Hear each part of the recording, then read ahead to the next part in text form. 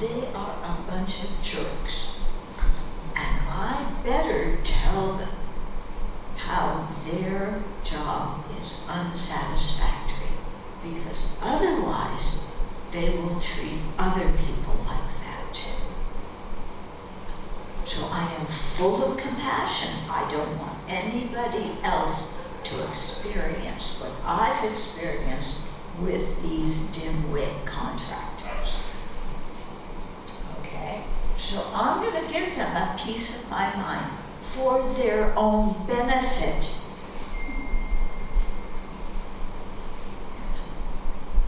And I give them a piece of my mind. It's like Los Alamos and the atomic bomb, when they tried the atomic bomb.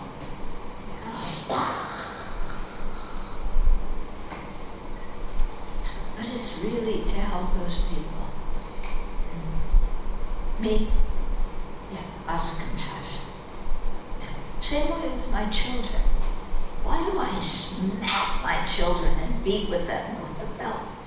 It's so that they'll learn manners. But I'm not here. They just drive me crazy sometimes. Do your kids drive you crazy? Yeah, sometimes. You love them dearly, but sometimes, my mother used to say, I want to break your neck.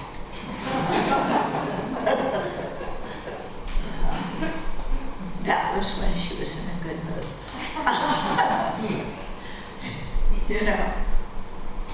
And you yell and scream at your kids, and then you wonder why your kids don't want to talk to you.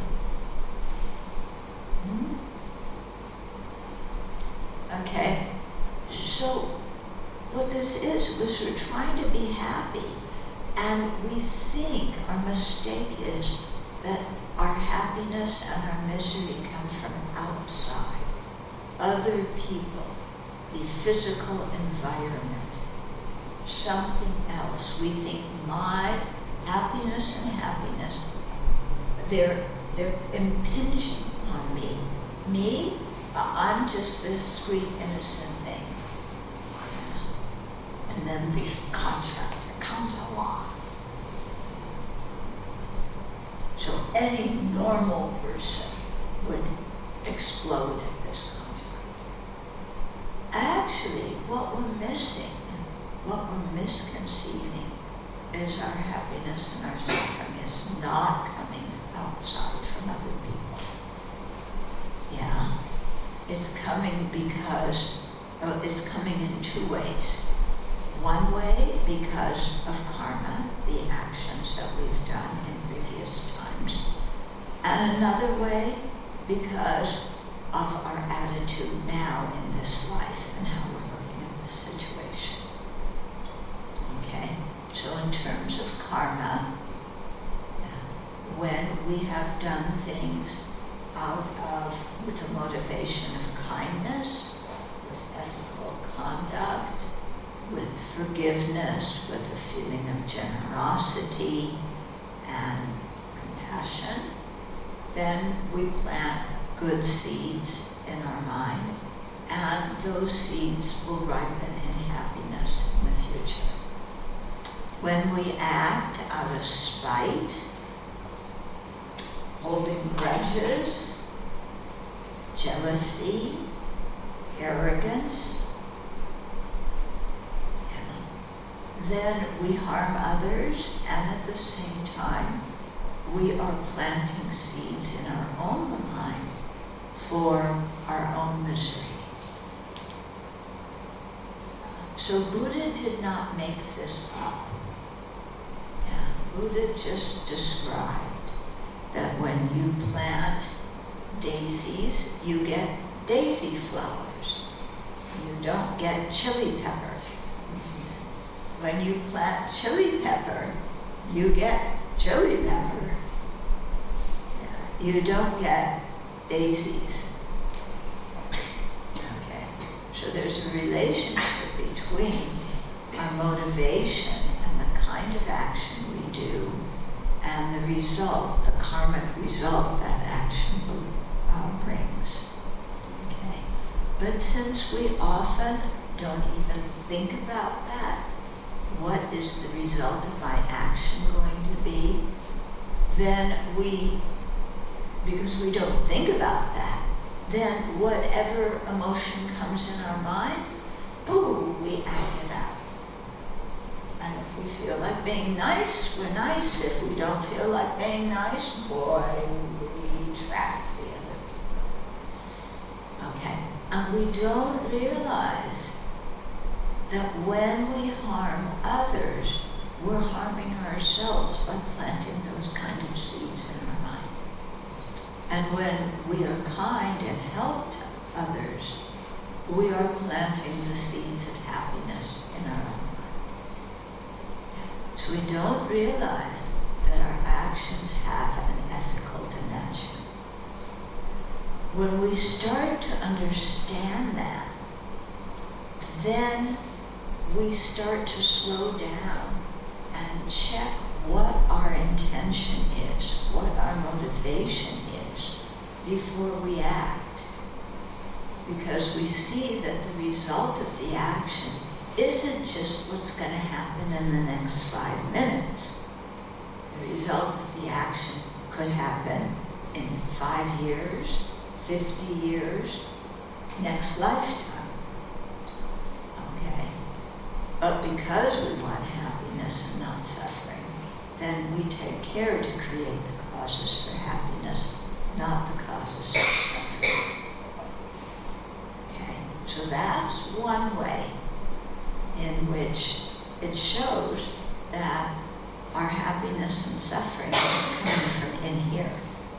Yeah, we're creating the karma, the actions that are going to bring that result. Another way that we can see that our happiness and suffering come from in here is by looking at how we, or examining how we look at situations right now. Okay? So there's a story in one of the texts about a man who had 2 wives. Okay? And both of the wives had children. So one day, or one night I should say, one of the wives heard somebody in the kitchen, making something, clunking the dishes around, making a racket. Nobody should be in the kitchen because it's quite late at night. Yeah. But she thought, oh, this is my child. It's my child in the kitchen. My child is hungry. It's okay that they make that noise and that they're in the kitchen making something even when nobody's supposed to be there. Okay. But when she turns on the light, she sees that it's the other wife's child in the kitchen. And she says, what are you doing here?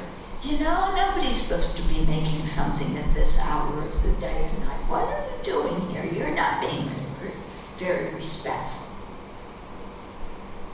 Okay? So when it's somebody's own child, oh, it's okay that they do this. Yeah, I want my child to be happy. When it's the other person's child, especially the other wife's child who you're jealous of, oh, you shouldn't be doing this, get out of here. The action is the same. Somebody's in the kitchen at the wrong time. But in one situation, it's okay, I want them to be. In the other situation, they shouldn't be there. I want to take a stick and beat them. Okay? Situation's the same. We respond in 2 different ways. Yeah? One way of responding, we feel fine. If you're the first wife and it's your own child, you just go back to bed and you feel good because your child is going to have something to eat. Yeah? If you look and it's the other wife's child, you're not going to go back to sleep peaceful. You're going to think the whole rest of the night, I got to talk to that wife. I've got to talk to our husband. I've got to talk to that child who's going and doing this. And you ruminate the whole rest of the night because you're so mad. And you're so mad you don't even sleep. So you want to be happy, but you're making yourself suffer right then and there. Yeah? Because you're not sleeping and you're angry the whole rest of the night. And nobody is happy when they're angry. Mm-hmm. It's interesting, isn't it? Why, if one person does it, it's okay. If another person does the same thing, it's not okay. Yeah. What's the difference? Yeah. If somebody comes in this room, and let's say there's a person over there, yeah, and they come in the room and they look at that person and they say, what are you doing? You know, we were working together on a project and you're part of the team and you didn't show up. And then at the end of the project, when the boss comes to look at everything, then you show up and you claim that you supervised the whole thing and everything turned out well because of you. But you're just a big fat liar. Okay, somebody comes in the room and says that to that person. Okay, now if that person's my friend, that person's getting pretty upset. They just got pulled off, yeah, in front of all of you. So that person's upset. That person's my friend. I say, it's okay. This guy who came in and said that, he's just in a bad mood. He's just taking it out on you. You didn't do anything. It's no reflection on you. Don't get bent out of shape. Just calm down. Okay? And I forget about it. But if the same person comes in the room and instead of looking over there, they look at me and they say the exact same words, do I respond in the same way?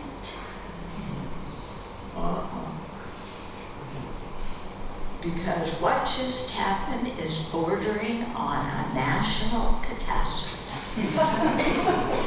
Yeah, this is worse than the country being invaded by Martians. Yeah, nobody can speak to me that way. And I am furious. Yeah. And I give that person a piece of my mind too. So by this time I don't have much of my own mind left. Given it away to all these jerks. Okay. What's the difference? Why is it no big deal if they say it to my friend, but if they say the same words to me, it's a super big deal? Why? What's the difference? It's just because one thing was about somebody else and the other one was about me. And anything that happens to me is of world-shaking meaning. Yeah. Why? Because I happen to be the center of the universe. And the universe should be kind to me because I am such a pleasant person to be around. Sometimes.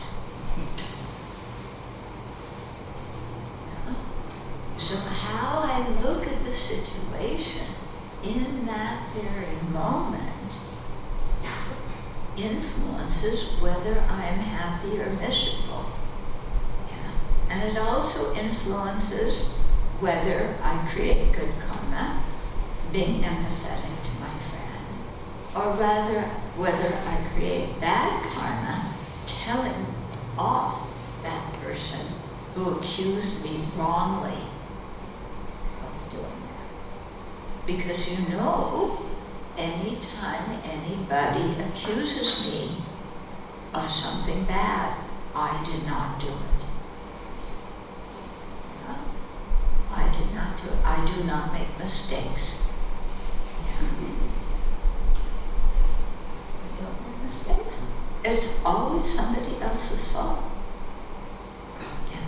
And this is so interesting because even when I was a kid and I got in trouble, yeah, it was always my brother's fault. And they blamed me. This world is so unfair. Yeah. He always started when we fought. It was always his fault. And I got blamed because I was the oldest one. Yeah? And I said, but Mom, Dad, he started it. And they said, I don't care, you're the oldest one, you should know better. But he started it. Yeah. Yell at him. Don't yell at me. They didn't do what I wanted them to do. Yeah, I wanted my parents to yell at my brother because I didn't do anything wrong. I'm just sweet, innocent me. You know. Okay. You know, we were dividing the food, and I was the one dividing it because I was the older one. So I just took a little bit more than I gave to him. Yeah, because I'm older, I need more food. Yeah. And he's little, he should learn to sacrifice. But they always, you know, so I did that, but that's not a big deal. So why am I getting yelled at because he complained about what I did?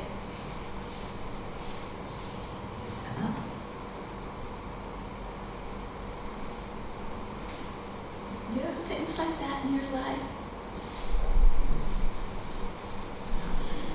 When we don't really make big mistakes. We just lie a little bit. Our lies are very small ones. And we do them so that we don't hurt other people's feelings. Right? So when I lie, it's out of kindness. When politicians lie, oh my God, these idiots, they think they can pull something over on the public. But when I lie, it's okay. It's okay, no problem. I'm doing it out of compassion. And my lies are just lies. But when people lie to me, they're telling me big lies.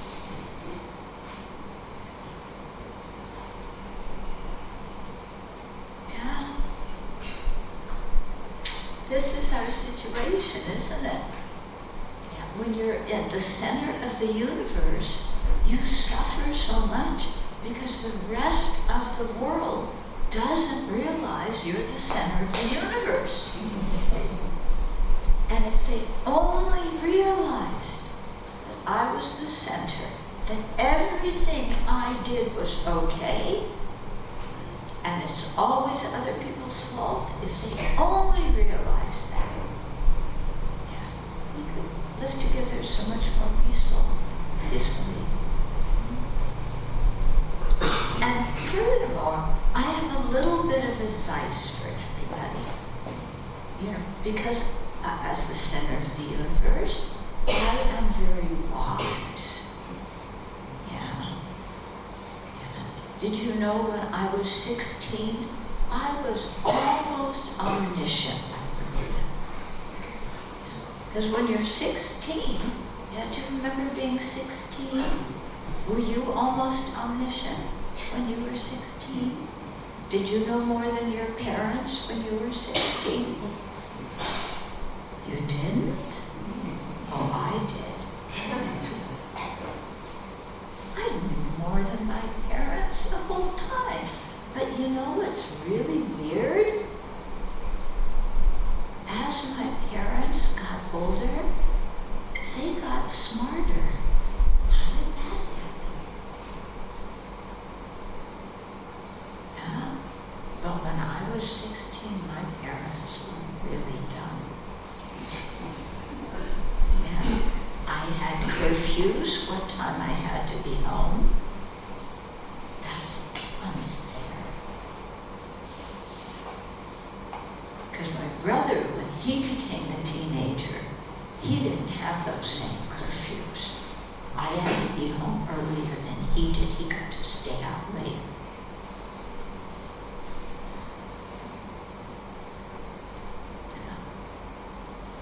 And I didn't become what my parents wanted me to be. I followed what I wanted to do. I wanted to become a nun. Yeah, I wanted to devote my life to the Dharma. My parents said, "Hey, what did we do wrong?" Oh, you were supposed to be a doctor. You did so well in school. You were supposed to be a doctor. What do I say to my friends? Yeah, my daughter shaved her head. She wears the same clothes every day. When their daughters, one is a doctor, one's a lawyer, one is a businesswoman, oh, what a do. And my brother, you know what he did? He became a doctor. Did exactly what Mom and Dad wanted. And I was the failure.